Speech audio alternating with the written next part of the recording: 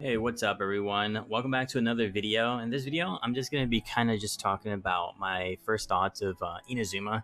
I did manage to get all of the first three islands of Inazuma completed. It was Kanazuku, Yashiori Island, and it's Narukami Island. Those three, the first three. I think the other three will be coming out in 2.1, coming in 5-4 weeks from now. But I wanted to just talk about the islands themselves. All three islands are really beautiful. The change in scenery to all of them, and just like how each island had its own kind of unique purpose in the story. I really enjoyed the Yashiori Island just because of the constant thunderstorms in the beginning. I thought it was a really cool thing. I'm not going to really go into it a little bit more because I don't want to spoil it for anybody. I think Yashiori Island was definitely my favorite. When you start in Narukami Island, I'm pretty sure it was Narukami Island. Inazuma City is just like mind blowing. It's just like it looks really good. The the Japanese architecture is just stunning. For in Genshin, it looks really nice. There's just something about it inside of Genshin. It just comes off really well. The Sakura trees, I think they're called the Yume Miro. No, Yume Miru. The Yume Miru trees, the ones with the kind of like the purplish pink flowers that always are falling down and like around the streets. They're just really nice. It's a really nice touch. They're like always, like, it looks like they're always falling or they're spread around. I really like that. It looks like the rivers look a little better in Inazuma compared to the other two regions, but I could be wrong about that. That's just my take on it. But overall, like, Inazuma is just really nice. So whenever if you do get there, you're gonna really enjoy it. And then after that comes just the music. The music is just so good. Like, they do, like, there's just one thing about video games that a lot of game companies don't realize. It's like, if you don't have the right music, sometimes it just doesn't feel right. The game doesn't feel as good as it should be. But that's one thing Genshin Impact does really well, is that the music is really spot on. Because my favorite OST was the one in Storm Terror's Lair. After a while, like, sitting there was always really nice. Too bad there wasn't much to do in Storm Terror's Lair. Like, it's just, Mondstadt compared to Inazuma is just like barren almost, and all the enemies are just hilly trails, and there's like no there's not much of a reason to be in Mondstadt for, like, once you get really far into the game, like late game, or later in the game, you're not really in Mondstadt a lot, to be honest, other than you're being forced to do commissions, or you might occasionally go around like collecting stuff like the local specialty, like the lamp flowers or stuff like that. But most of the time you wouldn't go around grinding mobs in Mondstadt, and that's something I hope they fix in the future about that. And Inazuma, that's completely different. But the music is literally everywhere in Inazuma is good. Like, it was only in Storm Terror's Lair that I really enjoyed the music. But once you go to Inazuma, the entire OST for Inazuma is mine. It's like really good, and like it's the best place to just chill and just relax, just walk around collecting stuff. The enemies are actually really good. They aren't too much more difficult than what they were already, but they're just a little bit more tankier. And if you're not careful, they could potentially kill your squishies a lot quicker. If you have like a tankier character, I think most of the time you'll be fine. But like the samurais, there's like 4 or 5 of them, and they'll kind of like dash you. And if you're not careful, they could kill. Like, say if you have official, right, and you accidentally can't change, they'll hit you once, and if you're not careful, they can like kill her pretty quickly, like a squishier character. But I like that they're a lot tankier and they're a lot harder to kill, because it requires you to actually change between your team members and try to do the synergy that you would normally do in like the Abyss.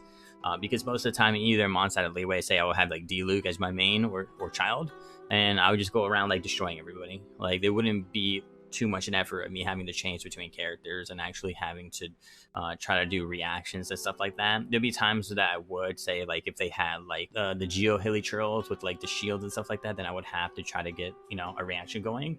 But most of the time I didn't have to do that. But in Inazuma, it feels good because most of the enemies are, they just have more, it feels like they have more health, or they're just like, they take less damage. They're definitely higher level. It feels right. It feels good. It's not too difficult. It's not too hard. It might be difficult for people who aren't like built properly and stuff like that. But in my experience, it's not too difficult. But I like it. It's fun the way it is right now, and it makes grinding a little bit more enjoyable instead of it just kind of like me like watching videos on the side and just going around killing stuff. Like, I could kind of a little bit more focused on it, try to make different combos and stuff like that. But the other enemies added was the Electro Traveler, It's the same thing as the other two really, but Electro, he'll throw like a large slime. Yeah, I thought that was pretty cool. He looks really cool. Like his how he looks is really dope. Then there's the Electro Whopper Flower and the Electro Abyss Mage. Nothing really different there. Other than the Electro Abyss Mage has this like kind of like circle of Electro, and it does a lot of damage if you're not careful. So that's actually pretty cool. But again, they're pretty much the same as the other ones, just Electro, so there's not much change there. And then there's the Mirror Maiden. The Mirror Maiden actually really cool. I like the way she looks and her abilities and stuff like that. Again, she's not too difficult, but she is a lot tankier than the normal Fatui members, so that's really nice. So, but normally you find her alone, so she's not too difficult. But like in certain places like Kanazuka, you'll find them with other Fatui members, and again, if you're not really prepared for the area, it may be difficult for you. But most of the time, if you have the right build and everything, they usually get nuked pretty quick. Probably my favorite all the enemies is the Ruin Sentinels. Like they're just like smaller versions of the Ruin Guardians, but there's like smaller versions, right? There's like a tank version, a little squid, a snake, and stuff like that. They all have like kind of like these different abilities that they use, and they drop like different materials, and they look pretty awesome. And I really like the way that Miho is going with some of the enemies. They're really diverse with their enemies, and that's something that I really enjoy about like specific games. Just like the more different enemies they are, just the better, because it just feels refreshing to fight, constantly fighting different enemies and just seeing different faces all the time instead of fighting just hilly trolls all the time or just like Fatui members all the time. It's nice to be able to go and switch between the two whenever you feel like it. So that's actually pretty dope. And the next thing I really do want to talk about is the Sacred Sakura Tree. This is something that they kind of brought in a little bit with the Crimson Agate and Dragon Spine to level 10. It wasn't as good as the Sacred Sakura Tree, but it was kind of the same mechanics or like the same features. Like you collect these Crimson Agates and you kind of like just you sacrifice it to the tree and you get rewards. With the Sacred Sakura Tree, you find Electro Sigils, which you find by collecting chests and just going around the map and doing missions and stuff like that. But I'm pretty sure most of them they come from chests, and you actually get a pretty good amount of rewards. This is like I think this is like the most generous that MiHoYo has been, because I feel like they kind of just throw breadcrumbs out to people, and I think people are so used to only getting like 20 or 30 primo gems. Like people think like 50 or 60 is a lot. But in reality, they could give more if they wanted to, but they were like pigeons, they just like throw breadcrumbs and we all go crazy for it. The Sacred Sakura Tree is actually pretty generous. It gives you like, just to level 20, you get like 6 to 8 like standard fates, maybe 10. You get like 3 crowns, and this is up to 20. You get what else do you get? You actually get fates as well, like the special fates for the character banners or the weapon banners. So that actually is pretty dope. So that's actually a really cool feature, and I really hope they actually spread that out to other regions as well. So whenever you're doing the new regions, it'll help you just more things to either get wishes or characters that you want. So I thought that was actually really dope. And it also levels up the thing called the Electrograna, something along those lines.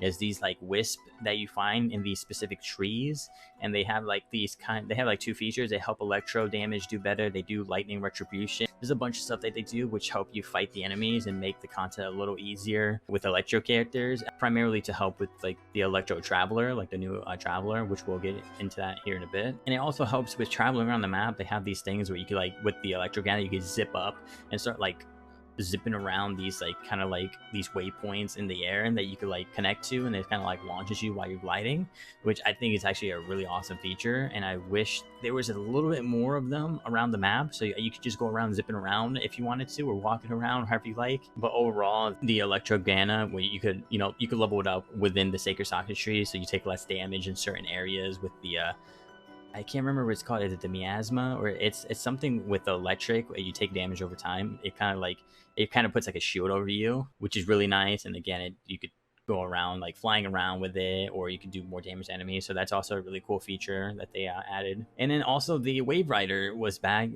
They had it at the Golden Apple Archipelago. I didn't think they would actually bring it into Inazuma, but it's actually in Inazuma. You don't really use it often, but it's just something about it, just it being there, that's just really nice. And I'm glad they just kind of put it there, so you could, if you wanted to just ride around in the water, you can.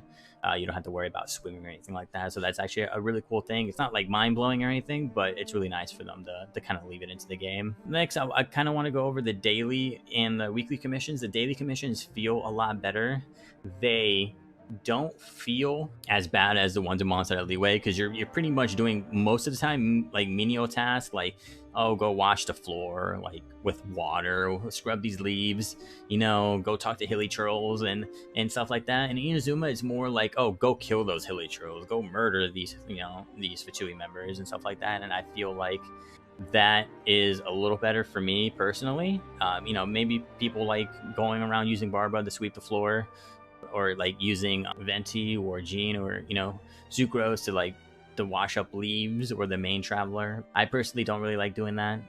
Like, just get me straight into fighting and doing more stuff that actually requires me fighting, and I actually like that a lot more. And Inazuma seems to give more of that. And then the weekly commissions are 50 times better, like 100 times better, to be honest. The weekly boss. The weekly boss commission, not the actual weekly boss, like the one that you have to spend resin for, but the in the commission, like the big, the 3 different enemies you get to choose. You don't have to actually look around for these like invisible like points anymore, which was really annoying, and it kind of made me not want to do those as often. I would skip them. Like, once I got to level 10 in Leeway and I got to level 10 Mondstadt, I just never did them, even if it was 30k Mora. It's just because it felt like tedious. It didn't feel good. And they got rid of that in Inazuma. You just kind of go fight the enemy, and then they'll keep spawning more enemies. So it's like, if you don't kill like the main target, then they would just keep spawning more enemies. And I like that a lot better. I like more fighting, and I feel like that's way better. And the same thing with this 3 requests from like the people of Inazuma. There might be, at times they're like, oh, can you give me like 5 iron? And then other times they'll be like, oh, go kill this. And the other one, they never ever, like in Inazuma or in Leeway or Mondstadt, they never asked to go kill anything. It was like, oh, go give me some like cooking, or like give me some apples or something like that. And like, I like that you don't have to give your resources as much in Inazuma. You could just go around killing stuff. I thought that was really nice overall for the commissions. And then really, I think the last thing I can think of is the Electro Traveler. He's actually really good. I haven't built his talents up yet, so he's still level 1 sword and everything, but I have used his abilities and have him. He's been pretty much like a support, more or less. I do have his artifacts to 20 because once I knew that Inazuma was coming out, I knew that the Traveler was going to get essentially better, because now there's 3 elements that he has, and he's only going to keep getting better from here. But overall, the abilities from Inazuma are really nice. It helps with energy recharge, and just like having another Electro character is really nice, because there's not as many, to be honest, unless you get Kaching, of course. So it's just nice to have him on the team. And I feel like he's a really good support. He could also be a good DPS as well, of course, but I mainly would use him as support. So his abilities are really good, and I do recommend, like, if you haven't built the Traveler, I would recommend like looking into that and building the Traveler. So I hope you guys did enjoy the video. That's just kind of my first thoughts and everything I've experienced so far in Inazuma. Just let me know what you guys think in the comments below. And yeah, I really appreciate you guys watching the video, and you guys have a good day.